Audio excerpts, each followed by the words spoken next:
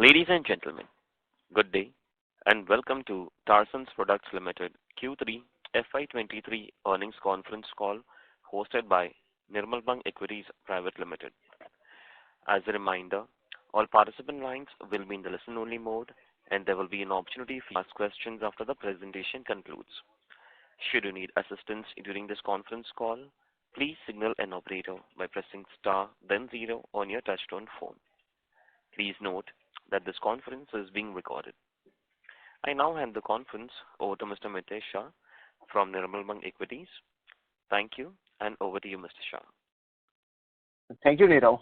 Good afternoon, everyone. On behalf of Nirmal Bang Institutional Equities, I welcome you all to a Tarsons Products 3Q FY23 earnings conference. From the senior management team, we have today with us Mr. Rohan Singhal, Whole-Time Director, Mr. Santosh Agarwal, CFO.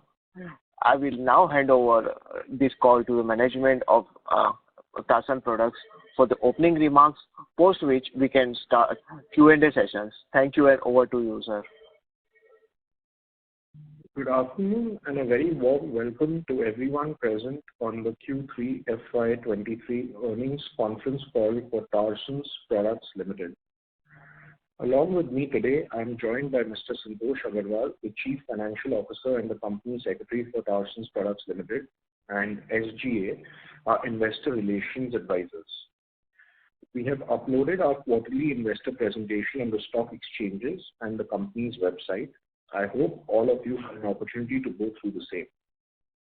Let me begin with the industry insights, followed by our financial and operational performance for Q3 as well as the 9 months FY23. First, I would like to provide some background on the life sciences industry. The overall industry is slowing down on the back of current recessionary trends and after effects of the COVID pandemic. We have also seen slowdown across our end markets, including diagnostics, academia, as well as research institutes. Pharma, however, has been holding up, but not at the same levels compared to the pre-pandemic days. Diagnostics industry is seeing declining volumes and the entry of new players in the industry has distributed the existing volumes and in turn the demand for our products. Academia and research is yet to gain momentum and post the recently announced financial budget, we envisage uptick in volumes for our coming quarters. We believe that these problems are temporary in nature and the industry will revive soon on the back of growing demand for labware products across customer segments. We are seeing new investments made in the industry and many new players are entering the pharmaceutical and diagnostic industries, which will be beneficial for the overall life science industry as well as plastic labware suppliers. Speaking of the financial performance, our revenues in Q3 FY23 stood at 61 crores, which is lower by 13% from Q3 FY22. The decrease in revenue is majorly attributable to 2 reasons. Firstly, there has been a slowdown in the industry, which in turn has reduced the demand for our products. But if we speak of our performance in comparison to the industry, we have outgrown the industry growth. Hence, it is fair to say that Tarsons has been able to increase our market share. Secondly, as mentioned in our previous communications, there was a sudden surge for COVID-related products in FY22, which has normalized now. Hence, if we see on a like-to-like basis for our conventional business revenues are holding up and have shown resilience on the back of strong brand equity for Tarsons. We believe that the industry slowdown is a temporary phenomenon and the demand should bounce back as we are entering the post-pandemic era. When it comes to the exports opportunity, we believe we have huge opportunities in the export markets. We have been attending multiple shows and exhibitions in the last 9 months to demonstrate our ability to deliver quality products of global standards on a larger platform. We have been receiving positive feedback and inquiries for our products, and these might get converted into sales as and when the demand comes back. Along with the full array of products manufactured post the commissioning of our new facilities, this would include capacity expansions as well as new product lines. we will be able to capture higher market share in the export markets, both on the OEM as well as the branded business. The global plastic labware market is massive, and we are capable of delivering best-in-class products. Our focus is on developing a trusted global brand in order to increase our revenue share from exports, which will be an important growth driver in the future. On the EBITDA front, our EBITDA stood at 27 crores in the current quarter with an EBITDA margin of 43.5%. Our margins were lower as compared to previous year on account of change in product mix as well as reverse operating leverage playing out on account of dip in revenues for the current quarter. Our margins were also impacted on account of higher sales, promotional, marketing and traveling expenses for our participation in various shows and exhibitions. However, we consider this as an investment to fuel our future growth. We are on track with our ongoing capex plans, which will fuel our next phase of growth. Our new Panchla facility will enable us to serve a completely new segment of the plastic labware industry.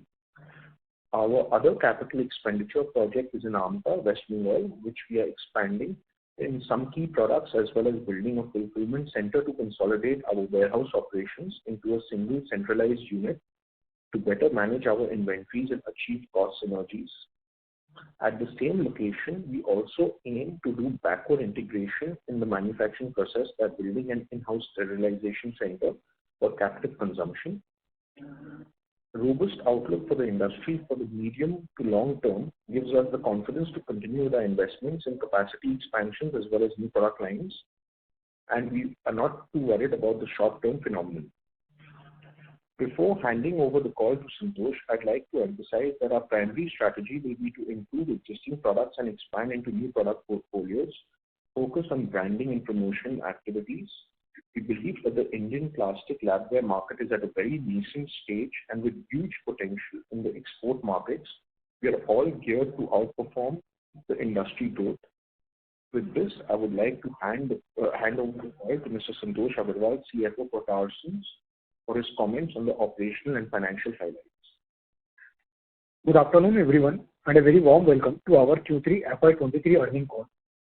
On the revenue front, revenue from operation for Q3 FY23 stood at 61.3 crore as compared to 70.7 crore in Q3 FY22, lower by 13% on YOY basis. For 9 months FY23, revenue from operation for 9 months FY23 stood at 201 crore as compared to 216 crore in 9 months FY22. Just to reiterate what Rohan said, we had a higher base of COVID-related revenue in FY22, which are negligible in the current year, and hence the revenue seems to be lower. On a like-to-like basis, the revenue will be marginally lower to flattish for 9 months FY23. Revenue from export stood at 21 crore and domestic at 41 crore on a quarterly basis. For 9 months FY23, export stood at 68 crore and domestic was 133 crore. For quarter 3 and 9 months FY23, export sales contributed around 34% and domestic sales contributed around 66%. At a gross level, our gross profit for Q3 FY23 stood at 48 crore as compared to 55 crore in Q3 FY22. For 9 months FY23, GP stood at 157 crore as compared to 172 crore in 9 months FY22. Our GP margin for Q3 FY23 stood at 77.5%, and for 9 months FY23, GP margin stood at 77.8%. At a EBITDA level, EBITDA for Q3 FY23 stood at 27 crore as against 33 crore in Q3 FY22, 20% lower YOY. EBITDA for 9 months FY23 stood at 91 crore as against 108 crore in 9 months FY22. EBITDA margin for Q3 FY23 stood at 43.5%, and for 9 months FY23, EBITDA margin stood at 45%. At a PAT level, profit after tax for Q3 FY23 was 16 crore with PAT margin of 26.3%, and profit after tax for 9 months FY23 was at 58 crore with PAT margin of 28.8%. PAT was also impacted on account of higher depreciation. With this, I would like to open the floor for Q&A. Thank you very much. We will now begin the question and answer session.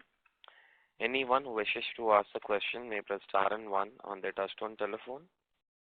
If you wish to remove yourself from the question queue, you may press star and two. Participants are requested to use handsets while asking a question. Ladies and gentlemen, we will wait for a moment while the question queue assembles. Participants, you may press star and one to ask a question. The first question is from the line of Karan Khanna from Ambit Capital. Please go ahead. Yeah, hi. Thanks for the opportunity. So firstly, the one coming onto your exports business, you alluded to political uncertainty and recessionary trends to explain the decline in exports revenue during the quarter. But last quarter, when you had done well on exports front, there was no mention about possible slowdown on the exports front. So if you could elaborate on that. And second, given industry demand continues to remain sluggish, what's your plan of action to ensure that your upcoming facility at Panchla does not go underutilized? So, as you know, from the last earnings call to the current earnings call, what we see is that we see more and more, slowing down in major economies. So we are pretty unaffected by problems which are happening in Russia and Ukraine. But if you look at the US, you look at Europe, you look at major geographies, South Korea, Japan, the spending on our kind of products is coming down, and the reason for that coming down is there's the inflation rates are high, and there are the economic conditions globally is not very positive, and once that's not positive, it affects everything, and research budgets and other spending habits are also affected, and we see the output and the outtake is slightly slow at this point of time. Regarding our new facilities, I think we would have to watch very closely all the capacity expansions what we are doing, because the demands seem to be lower at this point of time. However, we think it's very temporary. But for the new product groups, I think we are not too worried, because we start with a base of zero. It's a new product which we are launching, and we would move in the same way which we had planned, of gradually increasing our market shares both domestically as well as internationally. So I think majority of our expansion moving forward is for products which we never made before, as against products in which we are expanding capacities. So just continuing on that, and the sluggish demand environment that you're talking about. So how confident are you, to meet your stated guidance of 500 crore revenue by FY23 against the backdrop of a slowing global economy? So I still feel that the next year is a very critical year, which starts from 1st of April. So we take a call and review our guidance depending on how we see the momentum in the first few quarters of next year. But I still believe that this is on the back of a huge artificial demand which was created during COVID, and although economic factors are there to play, but I feel that the industry is saturated at this point with a lot of pent-up stock through the COVID period, and it's a very temporary phenomenon, and things should bounce back pretty strong very soon. So still, we would stick to our guidance which we have given for the FY25, and probably look to reevaluate it towards the middle of the next financial year in case things are not looking up. Sure. On your domestic conventional business, you had indicated there was substantial growth during first half.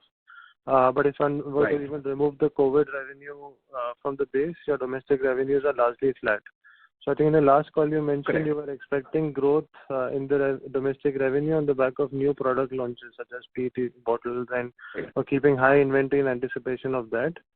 So if you could just comment on revenue offtake in new products during the quarter, what's been the contribution from that? So the contribution at this point, we do not have any revenue from new product contribution at this point in this quarter, because these new bottle product lines which we are looking at require a lot of approvals, which are internal approvals, not customer approvals, which are raw material approvals, a lot of purity approvals, and it's a large range of products. So you cannot have 4 or 5 sizes and sell. You need to have a complete range which is there as per global comparator base. So we are in the process of launching the final stage of products, and I think towards the end of Q4, which is around the month of March, we would start seeing the first sales of these bottles getting in. Sure. On Panchla, you had highlighted that you're starting to build export revenue during fourth quarter. Has that already started? And what's the remaining capacity expansion for the facility, and how much of the overall capex have you incurred? So Panchla is slated to be operational and the complete facility ready around the month of, the end of May 2023. So until the facility does not start, we cannot have even 1 rupee of revenue from the facility. So Panchla is under construction. The construction is 99% complete. We are just going through the clean room production as well as the electrical lines and, the final finishing touches. So we believe we are about 10 to 12 weeks away from being able to build first revenues from that facility. Sure. And lastly, given we are already halfway through fourth quarter, are there any more factors that you foresee that can lead to further disappointment? No, I think the factors are, it's the industry sluggish at this point of time, and the global environment has not helped our international business. I feel that there's a lot of uncertainty which is playing out, and hence people are conservative. There are certain countrywide risks as well, which we have started seeing.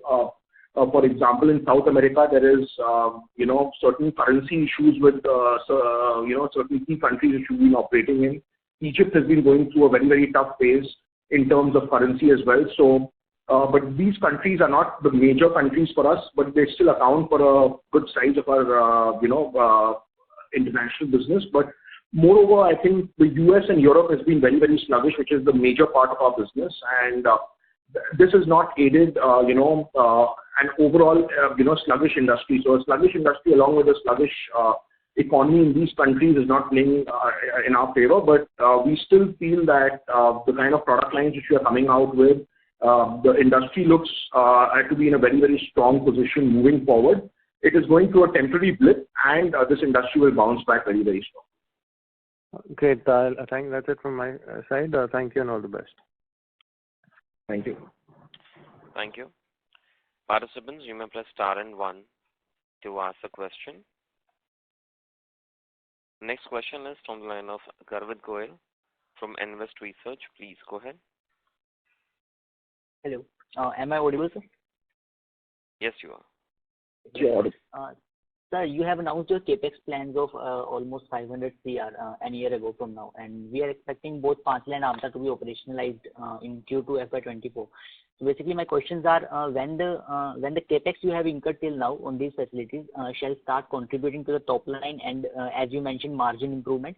And second is, as far as our existing facilities are concerned, these are not at fuller utilizations as they were in FY22 due to temporary slowdown you mentioned in the end industry. So does that mean the newer facility which is coming in shall cater to the new customers? And if yes, have you received some orders from these new customers, or any kind of discussions they are going on with them with regard to the upcoming orders, sir? So regarding our facilities are designed in such a way that most of the machines are unique to the various product lines. So having our current facilities not fully utilized plays no role in the new facilities coming up, because we cannot interchange capacities with the old and new facilities. They're all unique to each other.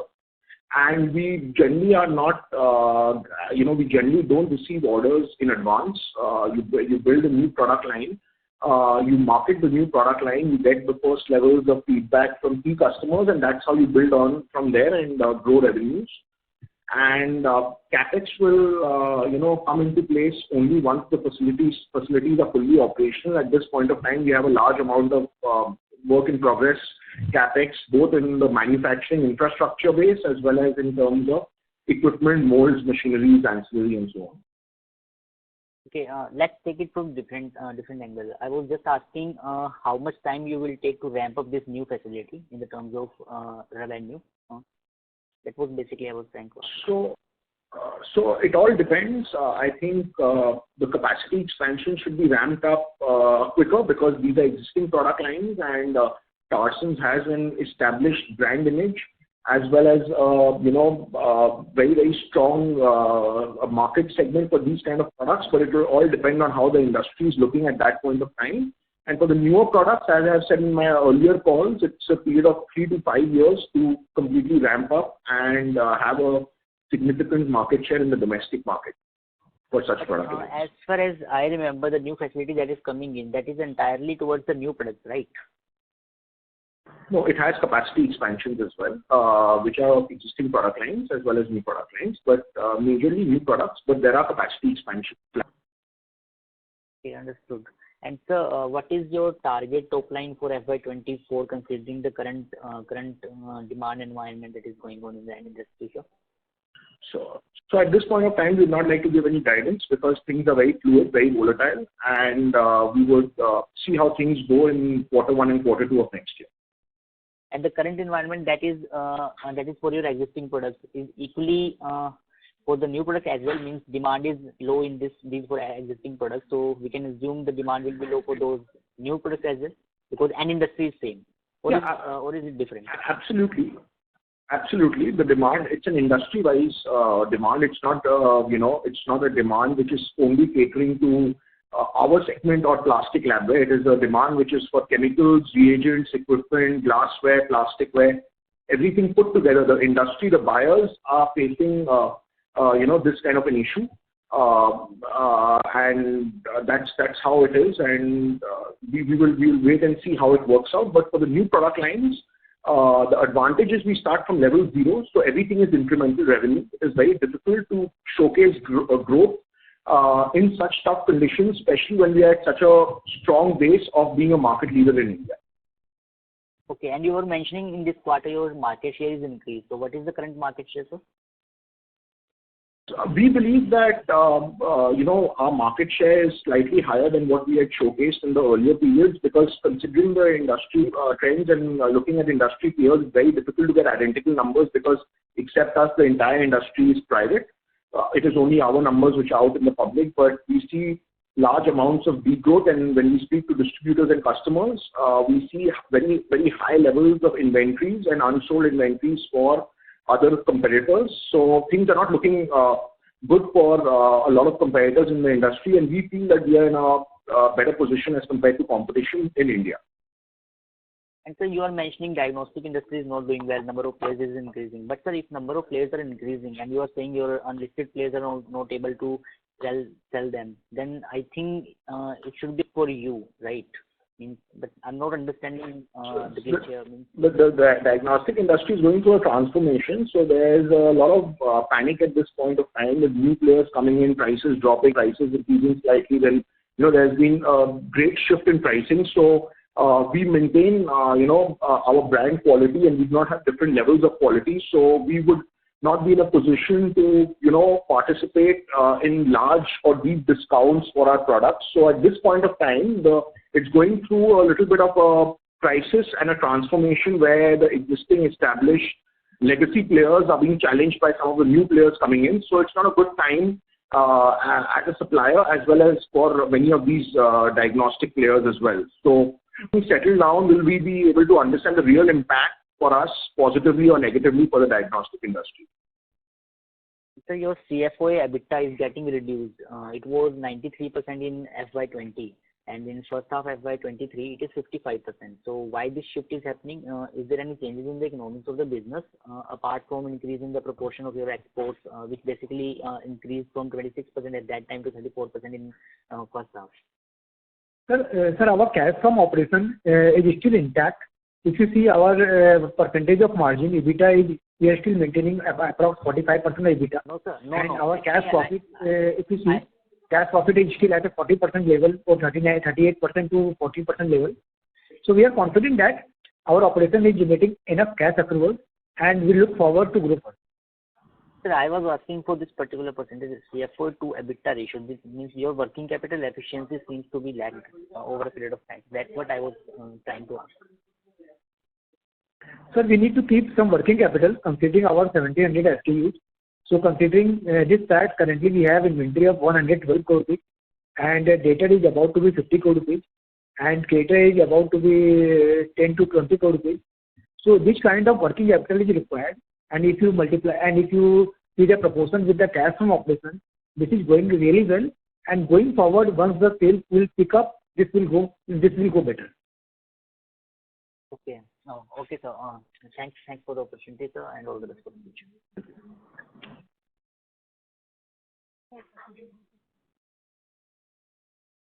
Thank you. The next question is from the line of Harsh Mulchandani from Chris Portfolio. Please go ahead. Hello. Thank you for the opportunity. Am I audible? Yes, you are. Yes, you're audible. Thank you. So, Rohan, I have a couple of questions. One is, this cost which you mentioned that you spent on promotions, marketing. So, just wanted to understand that, what has been the exact nature of these costs spent in the quarter, and how do you see this cost increasing versus the previous years? And typically, how much time does it take to onboard a customer, once you go for these events? So some color, if you could help us understand. So what we do is we go to international shows and exhibitions, and we also do domestic exhibitions and road shows. The purpose of domestic exhibitions and road shows is to reiterate our brand image as well as launch some new products. And the process of conversion is fairly easier since we're in a very strong position in the domestic markets. International shows and exhibitions, there's no direct correlation because you keep participating in some key exhibitions and key shows internationally, and then business starts coming in. You cannot correlate which business has come from which exhibition. It is very, very difficult because you meet the same people over and over again in multiple shows. But these costs were pretty much muted during the COVID period because of travel restrictions. And moving forward, I think these costs will not play a big role once the revenues start increasing. At this point of time, there's a fair amount of fixed cost which is associated with the company at these revenues. For example, we are at 61 crores this quarter. Had we done 75 or 77 crores, there would have been a minimal increase in fixed costs, if at all. So the EBITDA or the margins would have shown very, very differently had the revenue been up. Of course, the variable costs would have increased in proportion, but at this company structure and size, you could have grown maybe 25-30% more without having an increase in any of the fixed costs. Got it. Fair. And second question was around, last 2-3 quarters, every quarter we are getting surprises, either from higher base due to COVID and now an industry slowdown. So, just wanted to get a sense that, is that something that we are lacking a grip on how the markets are moving post-COVID, or, there is some fundamental change which we are not able to understand, because last 2 to 3 quarters we are getting surprises. So because obviously you are on ground, so there must be something on your mind, going and now we are not getting any short-term guidance. So is there some change which is happening which you are seeing on ground root level? I just wanted to get some sense on that. So earlier as well, we were providing short-term guidance. We had given a longer-term guidance of about 3 years earlier, and I think our narrative has remained constant in Q1 and Q2 as well, that although COVID has completely gone, the industry has not come back to normal levels. The industry is still is quite sluggish, and we have maintained that in Q1 and Q2 as well. Although Q1 and Q2 saw good levels of non-COVID revenue growth, we continue to maintain similar levels in Q3, but the industry is slowing down. But this is not a new thing which we have proposed in Q3. The industry has been slow all across the year. The diagnostics, pharma, research, continue to remain slow, with biotech and CROs, maintaining good growth and good progress. We believe that this is not here to stay, and this would quickly change, but we are unable to point the finger as to an exact time when it will change, and hence we are not giving any short-term guidance. Okay, got it. Fair. So is it fair to understand that market has degrown by more than 20% as a ballpark number, because we've dipped by almost 15%, and assuming that you've gained market share? So is it fair to assume that market is slowing down considerably, because 20% slowdown is a huge number? for any market? At this point of time, we don't have any data available for the market, so for me to put a number would not be right. There's no official data, but all the information what we have provided is from our understanding of the industry, visiting the end customers, visiting the distributors, and feeling the pulse of the market. But we don't have any official data to put a number in. Okay, fair. Thank you so much. Thank you. Ladies and gentlemen, you may press star and one to ask a question. Next question is from the line of Mitesh Shah from Nirmal Bang. Please go ahead. Thanks for taking my questions. Just a couple of questions about export. We are talking always about the 50,000 crore export market, and we just have not reached to the 100 crore of sales.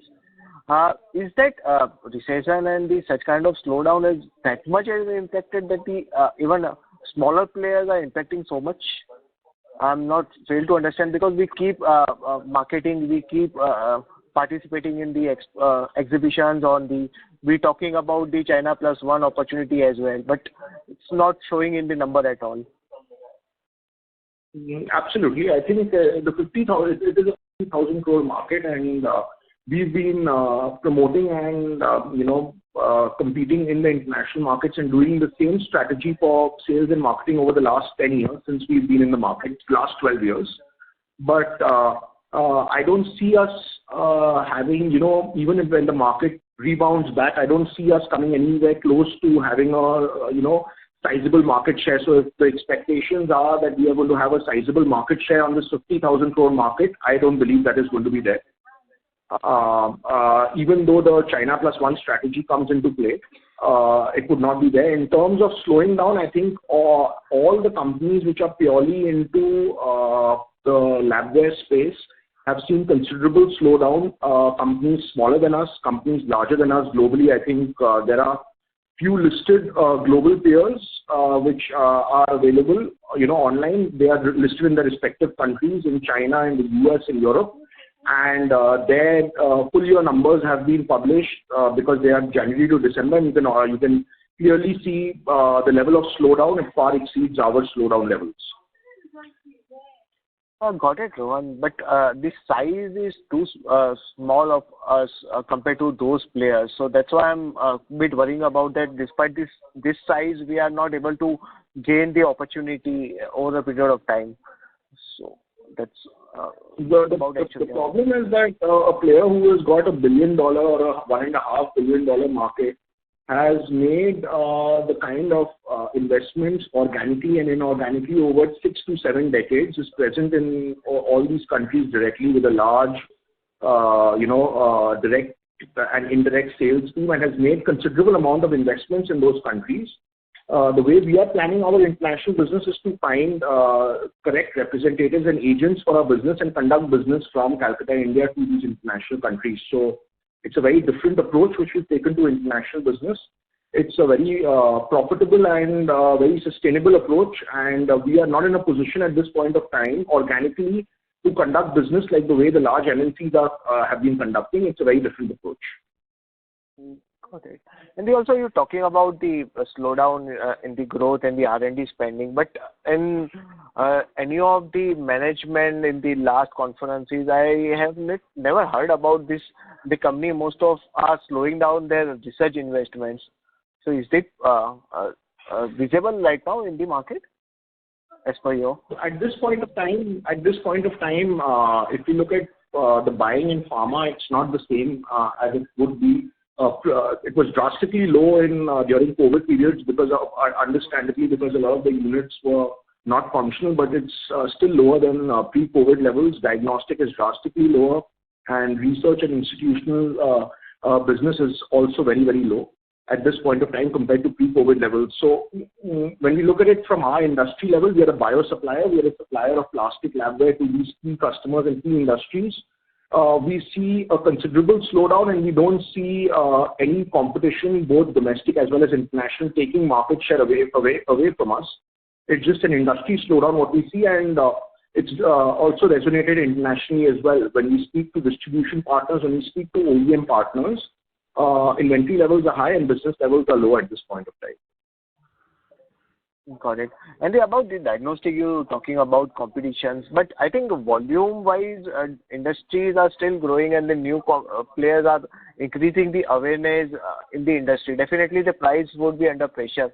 I believe it would be continue for next 3-4 years. So it is some smaller players are eating the market share of us because of the better pricing and they are offering a better pricing than us. So we have not seen that till now. Of course, the market is segmented, and there are segments which we cannot cater to, which are at a very, very low price compared to us, which was always the case even in the past, since inception, since the last 15, 20 years. And then there could be a very small segment of customers which do not buy from us and also have preference for other brands, and hence the availability of various players in the market. But we don't see any shift or movement of our market share, and there's no alarming situation where people are taking share away from us. We just see slowness and sluggishness, and hence, we are waiting to see how the industry pans out over the next few quarters. But there is no alarming situation where we are losing out to competition for any reason: quality, price, brand, anything. Got it. Thanks. That's it from my end. Thank you. Thank you. The next question is from the line of Harsh from Marcellus Investment Managers. Please go ahead. Yeah. Hi, Rohan. Hi there. So to begin with, you alluded in your initial comments that you saw the budget, and in that budget, the research budget, allocate funds for the research budget have been increased. So could you just quantify that? How much was it this year? How much will it be next year? So we don't know that because they don't put in, they don't give a breakup of research, which is biosupplier research. This is a very broad research term, and a number on that against plastic labware is not the right figure. But the government has spoken very favorably on research as well as medical devices, and we hope that our industry stands to gain from that. We are yet to see that because the budget was just very, very recent. But the government and the research market has not been able to rebound itself, which was the pre-COVID levels. And at this point of time, the offtake from the research organizations is very, very good. Okay, but there must be some number which is comparable on a year-on-year basis. I agree that plastic labware consumables, it might be you might not get the number, but as a whole, you're saying that the research budget is increased. So I'm just trying to assess how much has it increased. So they've not put in a number there, but they've put in a statement where these numbers were slated to increase, and there would be a renewed focus on them. So it's yet to be seen, what would be allocated. But again, these budgets are extremely large, and if you look at the budget which is spent on plastic labware, it is not even a fraction of the entire budget on research. And plastic labware market is a very small part of research, right? So to get the exact figure of plastic labware market at this point of time is very difficult. Okay. And secondly, from your commentary, I agree that exports have gone down on a QOQ basis. But what explains the domestic revenue going down on a QOQ basis? Because the slowdown was already there last quarter, and there is non-COVID to non-COVID. So what explains the slowdown, 8% slowdown in domestic QOQ revenues? So we see, there is a slight slowdown on the domestic revenues. I would still feel that, it's not a very, very major slowdown compared to how the industry is moving at this point of time. It's on the basis of, if you look at our customer base segmented into pharma, into research, into diagnostics, and then into biotech, biopharma, CROs. I think with the exception of the last product group, which is biotech and CROs, because biopharma, we don't have a product line to approach them in a very, very large scale. The other customer segments are pretty slow, some being drastically slow like research, diagnostics, and some being partially slow like pharma. Pharma is still picking up, but not as much as what it used to be pre-COVID levels. The entire, in terms of delivery of products, in terms of quality of our products, in terms of price competitiveness of our products, we are not facing any issues. Where the issues are on the demand of the customers. And as this starts picking up, we should start seeing numbers increasing, in a good pace. Okay. And will it be possible to give segment-wise breakup of how much which segment has slowed down on a QOQ basis or on a year-on-year basis? So we can prepare that and get that sent separately, but again, that would be assumptions to the best of our ability. As we are getting all this information based from our sales teams and our marketing teams as well as our distribution base. All these customer groups are serviced through our distribution channel, and we don't have direct invoicing with customers. Okay. And one last question: are you seeing a change in the competitive landscape in the post-COVID world? Temporarily, there would always be a little bit of panic as the transition is going through. There are a lot of distributors which are filled with inventory levels for products which they don't need and products which they are unable to sell, as well as a lot of manufacturers which, went over-aggressive and, there's a lot of smaller players which went over-aggressive and increased capacities to levels which they cannot cater to today. So we don't believe that this is a major problem in the medium to long term because we are well established with our customer base as well as our distribution base in India. And we have a very unique value proposition for our OEM customers as well as our growing branded sales distributor base internationally. So overall, the industry is not looking very good at this point of time, but we believe that the rebound is just around the corner, and we would be in a good position to capitalize on the rebound. And even in today's current levels, I think, as I explained in one of my earlier answers, we are doing, amongst all the players, we would be in the better end of the performance compared to peers as in India as well as internationally, smaller in size than us as well as larger in size than us. Okay. Yeah. Thank you. Thank you. Next follow-up question is from the line of Dinesh Pathak from White Oak Capital. Please go ahead. Yeah, thank you. This 50,000 crore somebody mentioned, and you also said about it. So this is our target market, or this is like a very big market, and our target market is smaller than this? This is the market of plastic labware consumables sold globally, and we also manufacture plastic labware consumables. So it's like-for-like products which are being sold, which we manufacture, and which we don't manufacture, which we will be entering into globally. So currently that we manufacture, the categories of products, we are covering what percentage of that 50,000, the current product portfolio? Approximately around 60 odd percent, maybe 30,000 crores approximately. That would be my best guess because these are reports of Frost & Sullivan. I don't have product-wise breakup of these market sizes. Okay. And the new capacity that you're putting up, you're saying the coverage will go up from 60% currently to a higher number? It's actually new products plus new capacity. It's not only new capacity. New capacity means existing products, and new products means new products. So, right now you're covering 60% of 50,000 crore market, but you will expand your product portfolio basket, right, with the new capacity that you're putting up? We should be in a position to pretty much cater this entire 50,000 crore market in the next few quarters. Okay. Of this, the India market is 600 odd crores, and you have 1/3 of the market. It's about 1,200 odd crores. India market is 1,200 odd crores. Okay. Yeah. Sir, you mentioned that. So my other question was that how many new accounts would have been added in the last 12 months?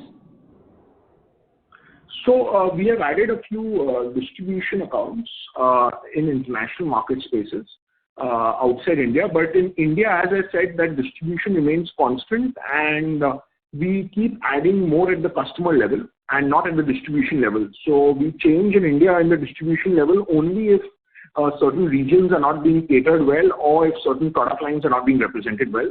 So far, we have a pretty established and well set up distribution network in India and don't make too many changes.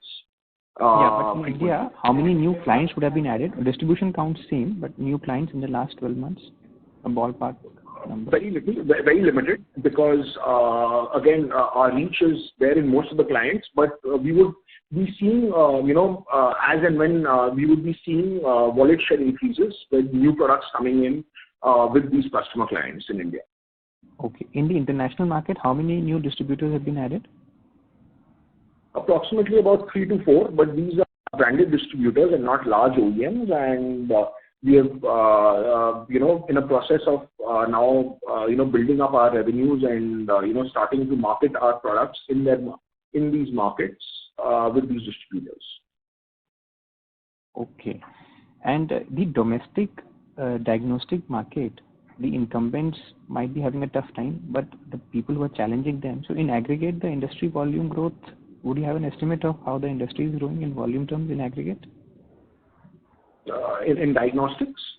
Yes, in India.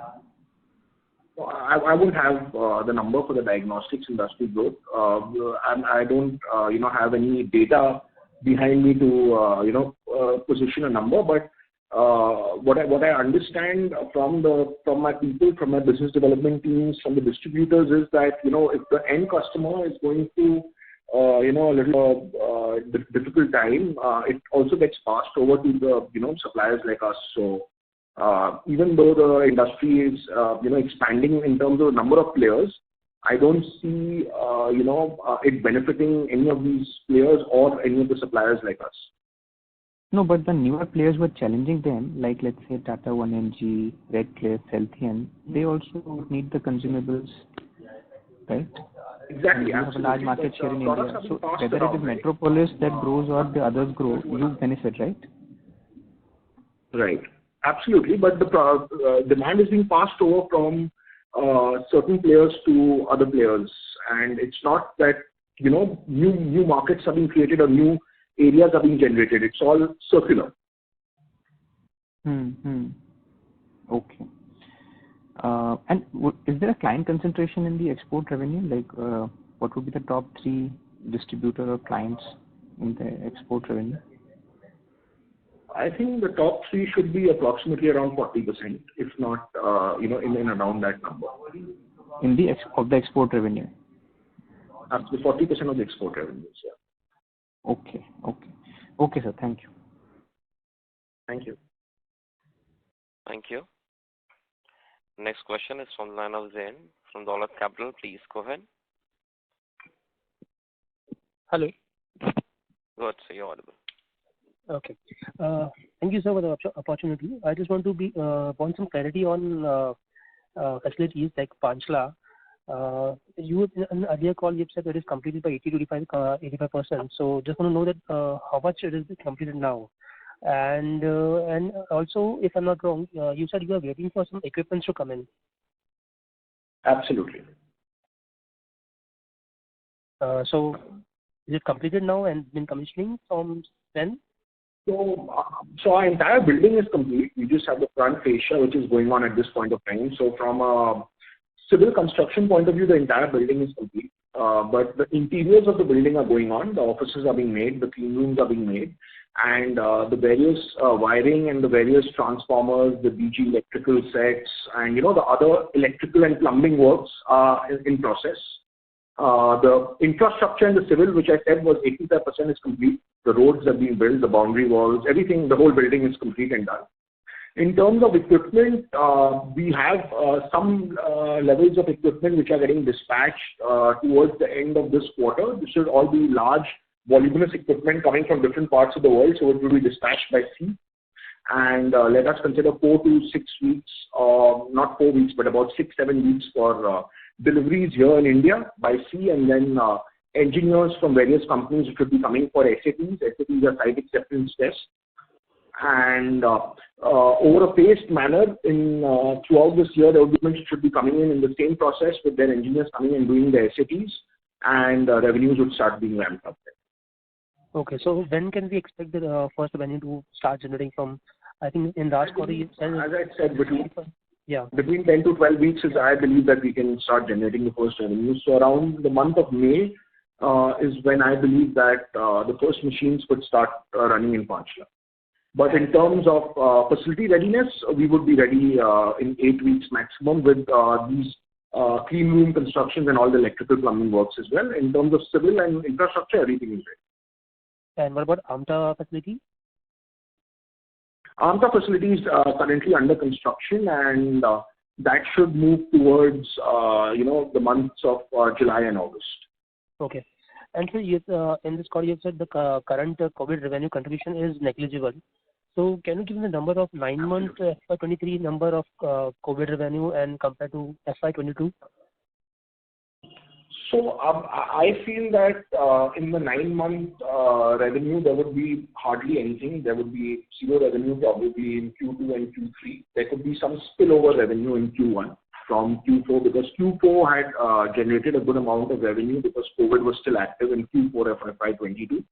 So with certain grants and other things spilling over to Q1, we could have seen a little bit of revenue.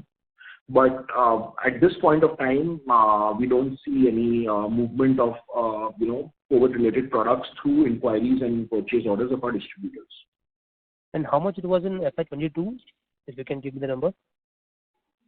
Approximately about 15-17% of the revenue, which I would translate to somewhere around 50 odd crores, would be approximately COVID-related. Okay. And so can you please give the guidance of a conventional business for FY24 or domestic business? I said earlier as well, in one of the questions that at this point of time, we would not be in a position to give any short-term guidance. The market is pretty fluid. The industry is going through a little bit of transition post the pandemic and looking to, regain its momentum. So we'll take a call in the next couple of quarters as to how things go. Okay. And sir, can you please tell the OEM contract which you have won earlier in last quarter? Can you give a number for that? How much revenue you have generated from that contract? Which contracts? Could you just repeat that, please? OEM contract which you have won in the last quarter. So we are not able to understand which contract you are talking about. We have not discussed about any contract in the last quarter. If you could just, highlight that back, please. Okay, I'll take it offline. Sure. No worries. Thank you, sir. Thank you. Thank you. Ladies and gentlemen, you may press star and 1 to ask a question. Next question is from the line of Mitesh Shah from Nirmal Bang. Please go ahead. Thanks for taking my follow-up questions. Ron, this industry slowdown you just said about, and also last year I think the Omicron was on January. So could we expect that the Q4 would be again a soft for us? So we are not sure, but there was definitely a portion of COVID revenue in Q4 of FY22, and if the industry continues to remain the way it is, minusing the COVID revenue, there would be a gross decline, but we don't know, where the final number would be, how the industry would pan out over the next 45 days. So it's yet to be seen how Q4 FY23 would look. Got it. And also next year, I think there won't be any COVID base. And I believe that you might be having some indication that when things would be normalizing and what would be the scenario in the next couple of quarters. So could we expect that it would be like at least a double-digit growth we can expect for next year? No, so again, as I said, I'm not in a position to give any guidance at this point of time. Even a broad level guidance would not be possible. But we expect the industry to rebound back in the next couple of quarters. And even if not, and it takes slightly longer, we would like to take some of our new product lines which are coming out and push them really hard in order to ensure that we can generate growth from our existing base. Got it. And the new capacity, as you said, that because of the new products are contributing more and it taking time to be ramp up. So could it be right to assume that initially the operational cost would be impacting our EBITDA margins for at least the next couple of years unless the new product ramp up will start coming? Couple of years, I think, would be a very long statement, but maybe a few quarters would be more accurate. But yes, even today we are investing for our new facilities, and the investments have started in terms of processes as well as people. And whenever we build facilities in the magnitude of what we are building, Pachla, till we don't ramp them up, there would be costs associated with those facilities. But once ramped up, I think it would bring in way more efficiencies than what we currently see in our current setup. So entire facilities will be start on a one shot, or in a phase manner we will be starting this facility, like and the heating to the entire infrastructure is built one shot, but of course the facilities would move in a phased manner. We would have a fair amount of space available in Panchla as well as Amta for future capex expansion. So I believe that the amount of capex what we are doing today, we could do similar amounts of capex in the future without having to invest in real estate as well as infrastructure.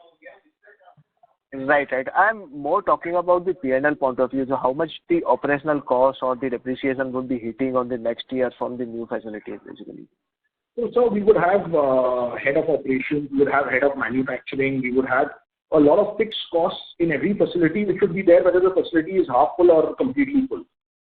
So you would have quality engineers, you would have heads of quality. So there would be a fixed amount of people which should be there, and then the incremental increase would be marginal compared to fully ramping up the facility. Of course, the blue-collar workers would move exactly as per the number of machines, but the 40 to 50 people in the facility outside them, that would be slightly heavy till the facilities don't completely ramp up. And once it ramps up, it would be way more efficient than our current setup. But Chandra sir, can you give a more on precise that how much the approximate cost would be hitting on the P&L operational front and the depreciation front from these Panchla facilities next year? See, I can give you the historical number. For example, in last 9 months, we added 34 crore rupees of fixed assets, right? So, and 73 crore of fixed. And because of addition of fixed asset of 34 crore rupees, our depreciation rate increased, right? So, in the same way, we are running capex of 500 crore rupees. So, going forward, as soon as the machinery will come into our balance sheet, and once it will be marked as put to use, then depreciation will keep on increasing. But it will be on a good note. If the revenue will also come into the picture, then the PAT will be better. Right. So entire 500 crore of operational expenditure and the capex would be hitting from the next year onwards once the facility starts operational, right? We will not say these are the operational expenditure. These are the capex, and this will go to the balance sheet rather than to the P&L. Got it. Thanks a lot. That's it from my end. Thank you. A reminder to all the participants, you may press star and 1 to ask a question. Next follow-up is from the line of Garvit Goel from Invest Research. Please go ahead. Hello. Thanks for the opportunity again. So you were mentioning your target market basically from the export side, that is around 30,000 CR. But you also mentioned that you people are trying to capture since last 12 years. So why we have not been able to get a significant portion, or means what is that which is preventing us to set a footprint in the export market over such long period of time, sir? So the major reason is that we are an Indian-based company with our facilities and our offices, and our entire brand image and history is from India. And India is a 1,200 crore market, and there have been various companies in Germany and France and the UK and the United States and Canada which have been present for more than a century, 115-year-old companies in these countries which enjoy very, very strong brand loyalty, brand image, brand history in these countries, which are almost 80%, 70% of the world market. And they enjoy complete dominance in these countries, and it's not one company, it's maybe a group of about 10 to 12 different large brands. And it's not so easy to break into these brands, being a new and almost unknown player from India. So just a time period of 3 to 4 years or 5 years of marketing activities and efforts can never change this. We would have to look at a mix of different strategies of having our offices directly in many of these countries on a sustainable basis where we are not losing money as the company grows larger in size, as well as maybe inorganic play in the future, if at all. various other strategies, and it cannot be such a simple, plain strategy of just attending shows and exhibitions and appointing channels and agents. If we continue in this phenomenon, we will continue to grow the company very strongly, but that whole number of 30,000 and 50,000 crores will look very large, and our number will look very, very insignificant compared to the 30,000 or 50,000 crore number. So for the out of these branding efforts that you are currently making, how much do you expect from the export market in next, say, 2 to 3 years? So we expect to grow, but as I said, we are not. I'm not in a position to give any guidance. We hope that we will continue to grow like the way we have grown over the last 12 years. In 12 years, we've grown our export business more than 30 times over. We were about 3 to 4 crores maybe 12 years back, and now we are close to 100 crores. Okay, that's it from my side. Thank you. Thank you very much. I now hand the conference over to Mr. Rohan Sehgal for closing comments. I take this opportunity to thank everyone for joining the call. We will keep updating the investor community on a regular basis for incremental updates on your company. I hope we have been able to address all your queries. For any further information, kindly get in touch with us or Strategic Growth Advisors, our investor relations advisors. Thank you once again. Thank you very much. On behalf of Nirmal Bang Institutional Equities, that concludes this conference. Thank you for joining us. You may now disconnect your lines. Thank you.